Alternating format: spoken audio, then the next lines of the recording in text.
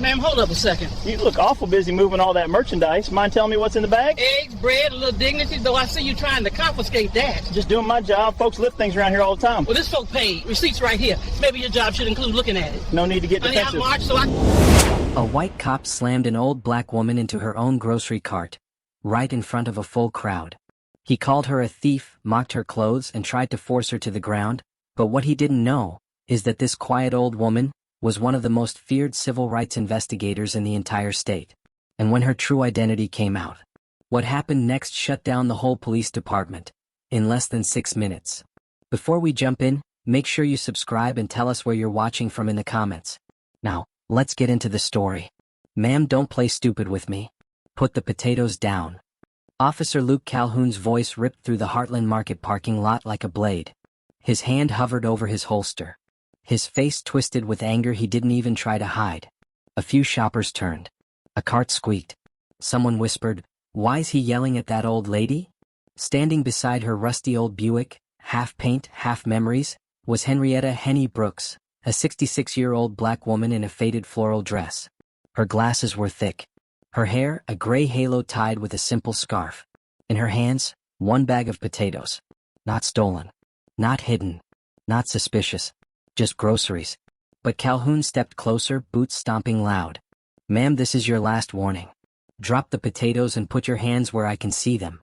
Henny blinked once. Twice. She didn't shake. Didn't step back. She simply spoke in a cool, slow voice. "Son, how does a bag of potatoes look suspicious to you?" The question hit him like a slap. Shoppers gasped. Phones slid out of pockets. A storm was brewing. Henny Brooks didn't look like power. Not today. Not with her old Buick rusting in 3 places and her cane leaning against the bumper. To strangers, she looked like any tired old woman trying to stretch her groceries across a week. But under the calm skin of her face lived decades of fire. Before she opened this grocery trunk, before she walked with a slow limp, before her eyes grew dim with time, Henny had once walked into police stations with a clipboard, not a cane. She had once sued 2 counties and won both. She had once trained young activists how to record police abuse, not just fear it. Her name was known behind closed government doors. But today, in this hot parking lot, she was just grandma with groceries. And Officer Calhoun liked it that way. Calhoun stepped so close his badge reflected on her glasses. "I said drop the groceries. You think I won't cuff you?" "Cuff me for what?" Henny asked. "For trying to sneak merchandise out of the store. I paid for it." "Yeah. Show me the receipt." "It's in my purse." Calhoun smirked. "Well, isn't that convenient? Bet it'll take you till next Tuesday to find it." A couple nearby shook their heads. A white woman whispered, "Why's he treating her like that?" She didn't do anything. But she didn't interfere. She didn't step forward. She just watched. Calhoun puffed out his chest. "Ma'am, sit on the ground so I can pat you down." Standard procedure. Henny didn't move. "Son, I'm old. Not dangerous." He barked. "Do it now." The sound made a toddler in a cart cry. Henny lifted her chin, a slow, powerful motion, like someone rising from ashes. "I will not sit on the ground for you," she said. Calhoun's jaw clenched. People were filming now. Phones angled. Cameras blinking red. He hated when people filmed him. "Stop resisting," he shouted suddenly. Henny hadn't moved. She didn't even lift her hands. But shouting "stop resisting" made him feel in control. He grabbed her arm. "Officer Calhoun, stop," a voice yelled from the crowd. Someone ran forward. A young black man in a hoodie. Maybe 17. Maybe still in high school. "Leave her alone," he yelled. Calhoun shoved the boy away with one hand. "You want to go to jail too?" Calhoun spat. The boy stumbled, but a stranger caught him. Henny looked at the kid with gentle eyes. "It's all right, baby. Don't let him ruin your future." Her voice stayed soft, like she wasn't the one in danger. Calhoun pulled at her arm again. "On the ground. Now." Henny repeated, calm as a lake. "No." The crowd murmured, tension snapping through the air like electricity. As Calhoun tightened his grip, Henny remembered the first time someone grabbed her like this. She was 18. Marching in Alabama. A cop twisted her arm so hard she didn't feel it for 2 days. But she didn't cry then. She didn't cry now. "Last chance," he growled. Henny stared straight ahead, feeling the fire return behind her ribs. Calhoun didn't know her history. Didn't know what she had done. Didn't know what she had survived. and he sure didn't know who she worked for now. But he was about to. A woman shouted, "Officer, she's not doing anything." A man added, "She literally just has groceries." Calhoun snapped back. "Everyone back up." But nobody moved. A line had been crossed. A young cashier from Heartland Market came running out with receipts in hand. "Sir, sir," he shouted, "she did pay. I remember her." Calhoun didn't even look. "I don't care what you think you saw," he said. He looked Henny dead in the eyes. "You people always try something." The words cut the air. A woman gasped so hard she dropped her shopping bags. "Racist." Clear. Loud. Caught on camera. Calhoun's face twisted as he realized what he'd said, but he didn't back down. "Hands behind your back," he yelled. He grabbed her wrist. And then, a police SUV screeched into the parking lot. A door flung open. Out stepped Lieutenant Mark Heron, tall, stern, silver badge glinting. He walked fast, eyes locked on the scene. "Calhoun," he barked. Calhoun didn't stop. Calhoun let that woman go. Still, Calhoun yanked at her arm like a man possessed. "That's an order." Heron roared. Calhoun finally looked up, annoyed. "Lieutenant, this woman is resisting." Heron's face turned white. He recognized her. Everyone saw it. His eyes widened with a shock that turned his whole body stiff. He stepped back like he'd seen a ghost. "Officer Calhoun," Heron said, voice trembling, "do you know who this woman is?" Calhoun scoffed. "Yeah, a shoplifting grandma." Heron swallowed hard. "No, she's Henrietta Brooks." Calhoun frowned. "Who?" Heron whispered like saying her name too loud might set off fireworks. "State Civil Rights Oversight Division. Senior investigator. My boss's boss's boss." Gasps exploded through the crowd. Calhoun froze. His hand slipped off her wrist. His face drained of all color. Henny finally looked at him, not angry, not shaken, just tired. Calhoun stuttered. You work for the state?" Henny took out a worn leather card holder. Opened it. The gold badge inside shone bright enough to blind him. People shouted.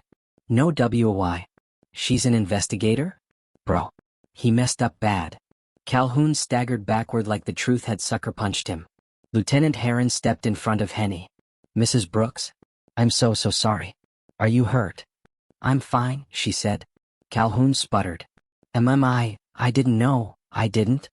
Henny looked at him with a calmness that felt like thunder about to strike. "You saw my skin." "Not my humanity," she said quietly. Calhoun swallowed hard. Heron turned to him, voice sharp as knives. "Officer Luke Calhoun, you are hereby suspended, effective immediately." The crowd erupted. Calhoun looked like he might collapse. No, Lieutenant, please, I didn't mean." Heron shouted back, "You assaulted a senior civil rights official. On camera. Calm, steady, unstoppable." Henny added, "And you called me you people. Phones recorded everything." Calhoun's career crumbled in under a minute. Instant karma. The parking lot buzzed with shock. Henny reached down for her bag of potatoes. A teenage girl rushed over. "Ma'am, here, let me help you." Others stepped forward too. A man fixed her trunk latch. A woman wiped dust off her groceries. Several apologized for not stepping in sooner. Henny smiled softly. "It's all right. Sometimes, people are afraid until one person is brave." She looked at the young man Calhoun had shoved earlier. "You were brave," she told him. He nodded, eyes wet. As she prepared to leave, camera still recording, Henny turned back to the silent, broken Calhoun. "You should remember this, son," she said gently. "Respect isn't about who looks weak. It's about who you choose to see as human." Then she closed her trunk, straightened her floral dress, and drove off, leaving a parking lot full of changed hearts behind her. The next morning, the whole town woke up to one thing. The video. The moment Officer Calhoun grabbed Henny's arm. The moment he yelled, "You people." The moment Lieutenant Heron nearly fainted when he realized who she was. Every angle. Every scream. Every second. Posted. Sure. Re-uploaded. Millions of views. And just 12 hours after Henny drove away from Heartland Market, something shocking happened. People started arriving outside the police station. With signs. With cameras. With the truth. And inside that same station, behind a locked door, Officer Luke Calhoun sat in a tiny room, sweating like he was sitting under the sun. His world was falling apart. And it was only the beginning. While the station buzzed with anger, shock, and reporters banging on glass doors, Henny sat in her small living room with a cup of mint tea. The world outside was loud, but her home was quiet. Pictures lined her wall. Henny at 19, arm in arm with other civil rights marchers. Henny at 32, standing beside lawmakers after passing a discrimination bill. Henny at 54, receiving an award for outstanding service in civil rights oversight. And one picture only a few people had ever seen. Henny shaking hands with the state governor during a meeting about police reform. But somewhere between the pictures, folded in an old metal frame, was the one memory she never showed anyone. Her younger brother, Joseph. Killed in 1971 by police during a traffic stop. No phone cameras existed back then. No crowd stepped in. No justice came. That loss had made her strong. That loss had made her fearless. That loss had made her watch every police department with eyes sharper than knives. And that loss was the real reason she had taken the state job. Not for praise. Not for money. But so no one else would lose a brother, the way she did. Her fingers touched the frame. "I told you I wouldn't stop fighting, Joe," she whispered. Outside, a neighbor knocked. "Henny, you need to see this." "What is it?" "Turn on the TV." She did. And her own face appeared on the morning news. Inside the station, Lieutenant Mark Heron slammed a stack of papers onto the chief's desk. "This is serious," he growled. "The whole town is watching. The state is watching. And Mrs. Brooks, she's not just any official. She oversees our department's review board." The police chief, a tall man named Chief Warren Pike, rubbed his forehead. "I know that, Mark. But we need to control this before it eats us alive." Heron's voice dropped. "Control it?" Chief Calhoun called her "you people" on camera. He grabbed her. He ignored witnesses. She could destroy this entire department by lunch. Chief Pike stared at the ceiling. "Well, what is she saying she wants?" "She hasn't said anything." "That's even worse." Meanwhile, in another room, Calhoun sat handcuffed to a chair. He'd been quiet for almost an hour. Then his voice cracked. "I didn't know," he whispered. "I thought she was just some nobody." Heron snapped. "She's somebody. And even if she was nobody, you still had no right." Calhoun's eyes shook with fear. "What's going to happen to me?" Heron sighed. "That depends on her." By noon, the grocery parking lot was almost filled again, not with shoppers but with reporters. Some had microphones. Some had cameras. Some had drones. One shouted, "Is it true the officer attacked a state investigator?" Another called out, "Did he know who she was?" The grocery store manager tried to block cameras, but he was sweating too hard to look confident. And inside the Heartland Market break room, the young cashier who had run out with the receipts, Julian Marks, was surrounded by co-workers. "You were there? You saw everything? Is she really an investigator?" Julian nodded. "She wasn't rude. She didn't resist. She just stood there." One coworker sniffed. "My grandma shops there. What if it happened to her?" Julian nodded slowly. "That's the point. It could have been any of us." At exactly 2:14 p.m., Henny Brooks stepped outside her house. Put on her floral dress. Her glasses. Her soft shoes. Her cane. She locked her front door. Took a deep breath. Then walked straight toward the police station. Her neighbor gasped. "Miss Henny, you sure you want to go down there?" She smiled gently. "Child, I've dealt with more dangerous men than Officer Calhoun before he was even born." With every step she took, people recognized her from the video. "That's her. She's the lady from yesterday. Bless her heart. She's so calm." By the time she reached the station steps, a crowd had formed behind her. Not pushing her. Not surrounding her. Just supporting her. Like a quiet army. When she reached the doors, Lieutenant Heron met her instantly. "Mrs. Brooks, thank you for coming. We have everything prepared. Please this way." Henny nodded. Inside, Chief Pike stood stiff as a pole. "Mrs. Brooks," he said, "we are deeply sorry for what happened." Henny looked around the room. "Where is he?" Calhoun was let out slowly, wrists in cuffs, looking smaller than she remembered. He wouldn't meet her eyes. "Ms. Brooks," the chief said, "if you decide to pursue charges." "I haven't decided yet," she said calmly. Calhoun trembled. Henny sat down. Her cane rested across her lap like a judge's gavel. She looked straight at Calhoun. "You see me now, don't you?" she asked. His voice cracked. "Yes, ma'am." "What do you see?" An investigator. A powerful one." Henny shook her head gently. "No, that's not what you see." She leaned forward. "You see someone who scares you." Calhoun swallowed. Ma'am, please, I'm not a racist. I made a mistake. You made many, Henny cut in. She opened her purse and pulled out a thick folder. Heron gasped under his breath. Everyone knew that folder. The brown one. The one only high-level investigators carried. She placed it on the table. This, she said, tapping it, is my report on your department. I didn't plan to finish it until next month. But after yesterday, I stayed up all night. Calhoun looked like he'd faint. Chief Pike turned pale. Heron whispered, "My God." Henny opened the folder. It wasn't empty. Far from it.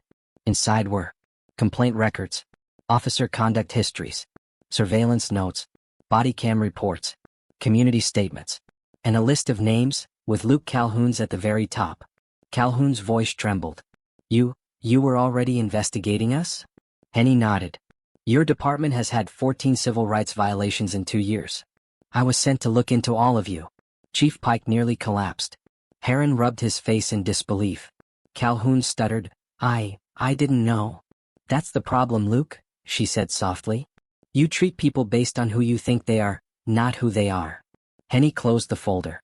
"Chief Pike," she said firmly, "I am recommending immediate action." The chief braced himself. "For Officer Calhoun?" he asked. Henny shook her head. "For the entire department." The room froze. "Your training is broken. Your leadership is weak. And your officers are out of control." Calhoun whimpered. Chief Pike whispered, "Mrs. Brooks, what action?" She looked at him with calm, burning eyes. "A full federal review." The chief gasped. Heron muttered, "They'll shut us down?" Calhoun started crying. "Ma'am, please don't destroy my job." Henny stood. Her cane tapped once against the floor. "I'm not destroying anything," she said softly. "I'm fixing what you refuse to fix." As Henny left the building, the crowd outside saw her. They didn't cheer. They didn't scream. They didn't chant. They stood in silence. A deep, powerful silence. As she walked down the steps, the young man she had protected the day before ran up to her. "Miss Henny," he whispered, Did you make them pay?" Henny looked at him. "No, baby," she said. "I made them learn." He swallowed hard. She placed a gentle hand on his cheek. "You remember this, all right? You don't fight with fists first. You fight with truth. And truth always wins slow but strong." Before she reached her Buick, she turned to the crowd and said one final line. "Power only scares the guilty. Justice scares the ones who think they'll never face it." The crowd bowed their heads. Her cane clicked once more against the ground. Then she drove home. Quiet, tired, victorious, and the world would never forget her name again. If you want another story like this, make sure you subscribe and tell us in the comments, should Henny Brooks return in a new story? Would you like me to write another long-form story with a brand new plot?